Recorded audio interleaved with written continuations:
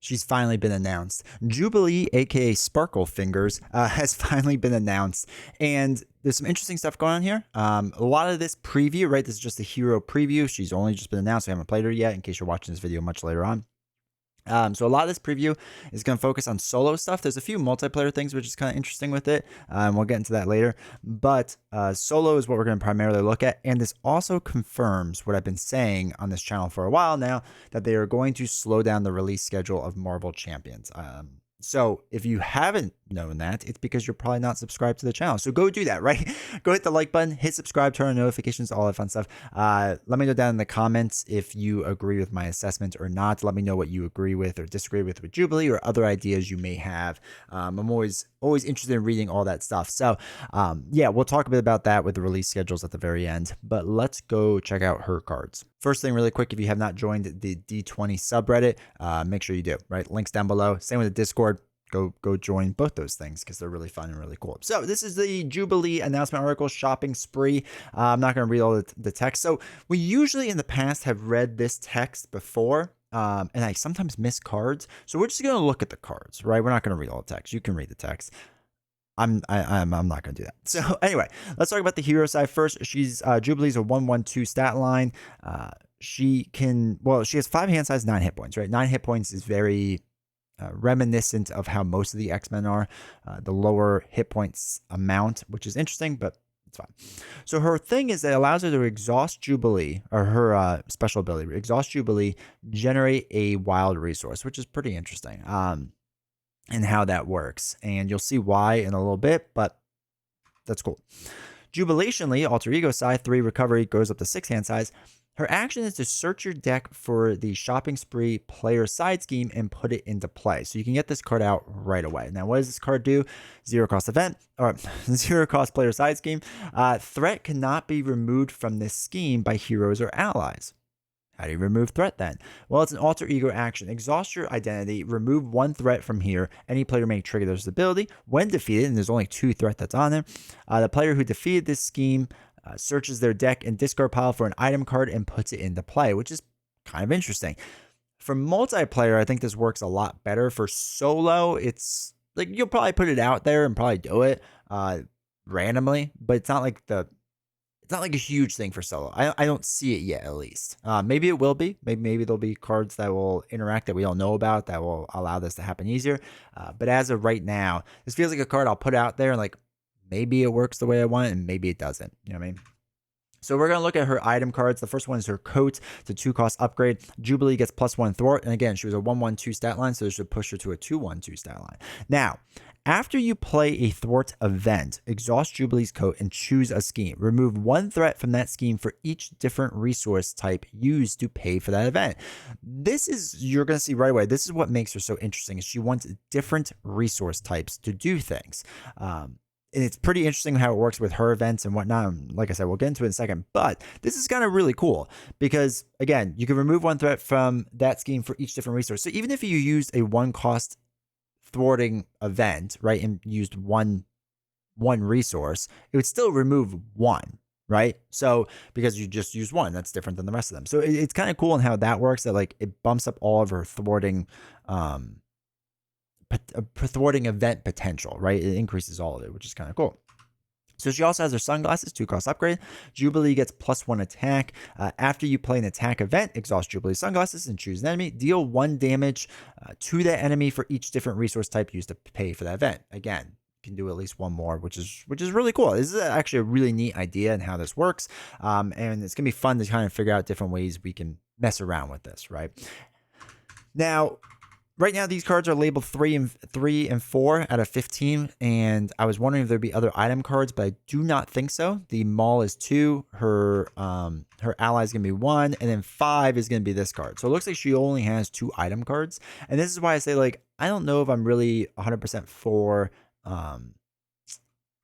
the shopping spree Maul, because her 2 cost of upgrades, like, they're not that expensive, right? So I don't know. Like I said, we'll see how it is. But in multiplayer, I predict it being much more useful, much more better, right? But from a solo perspective, maybe not as much.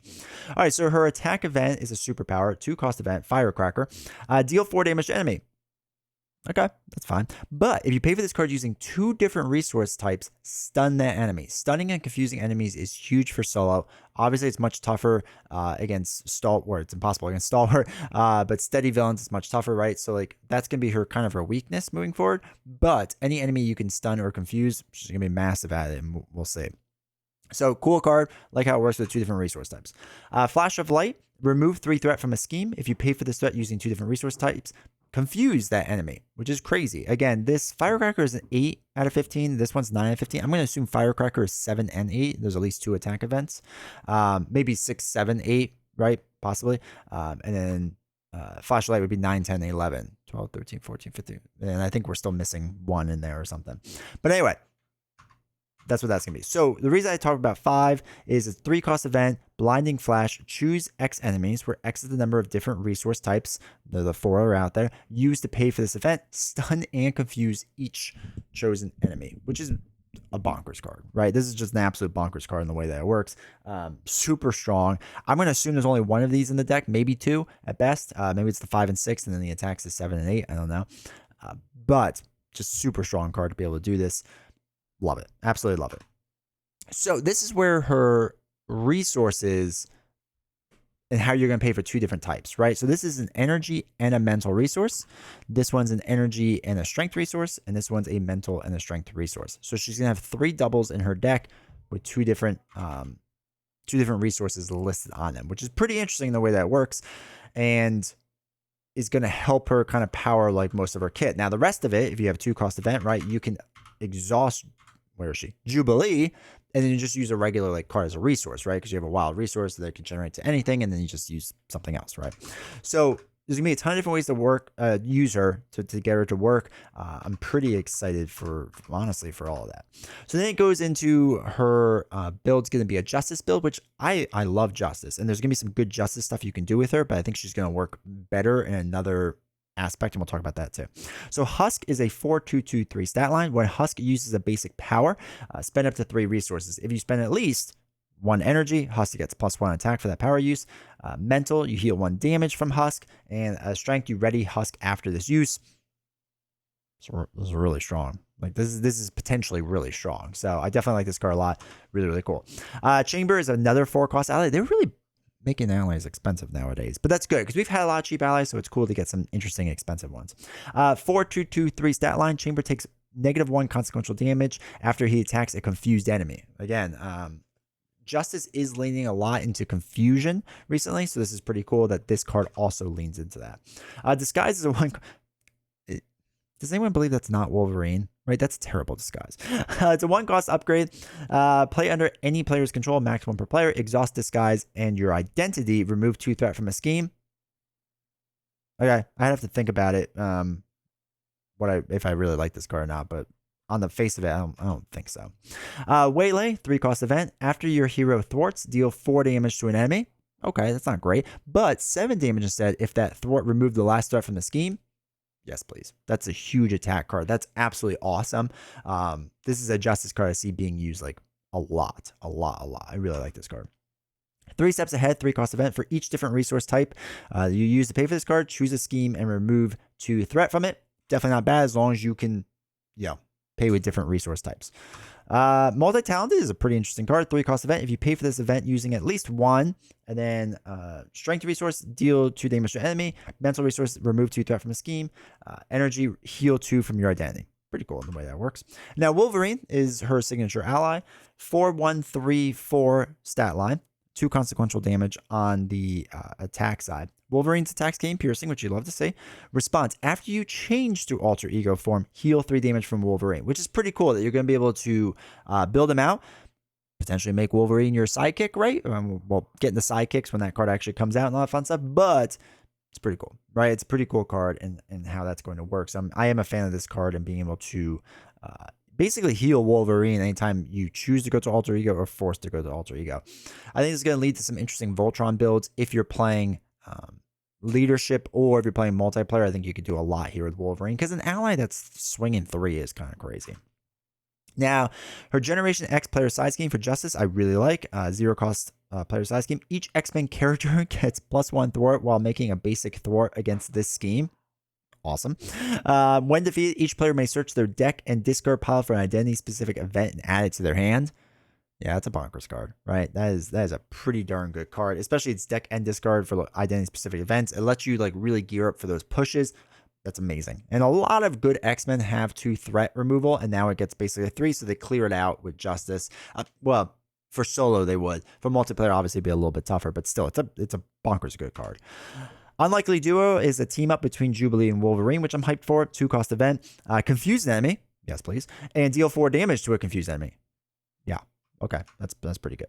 So now she's going to come with a mod set, right? And arcade mod set, it has the arcade minion 2/2/3 stat line. Arcade cannot take damage while a trap side scheme is in play.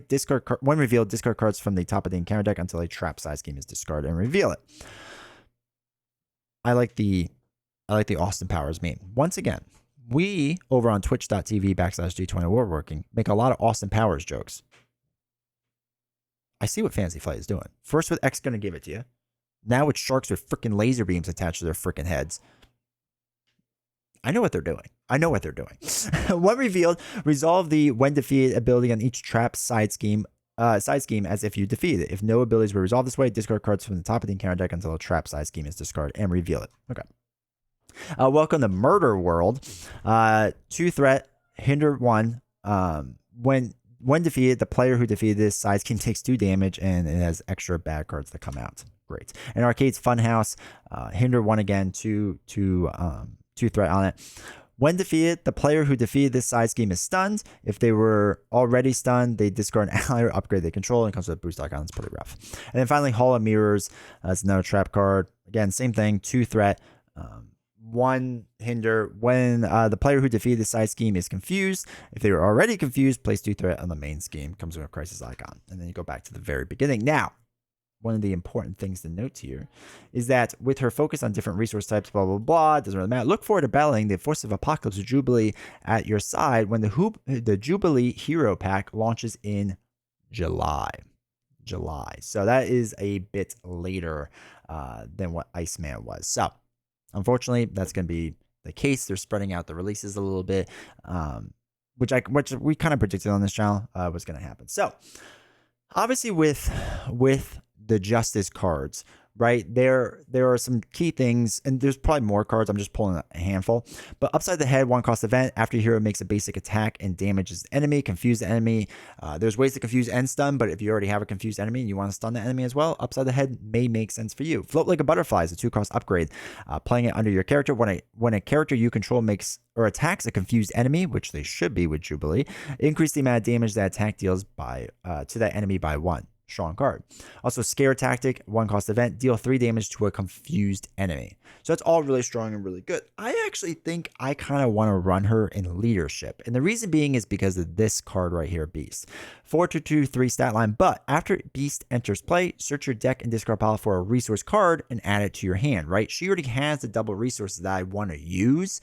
So I'm just going to keep refreshing them. And then I'm going to play cards like Rapid Response to get Beast back into play. So after he enters play, I can look for my resource card. And I'm going to make the call on Beast if I really want to too. And then again, it gets him back into play.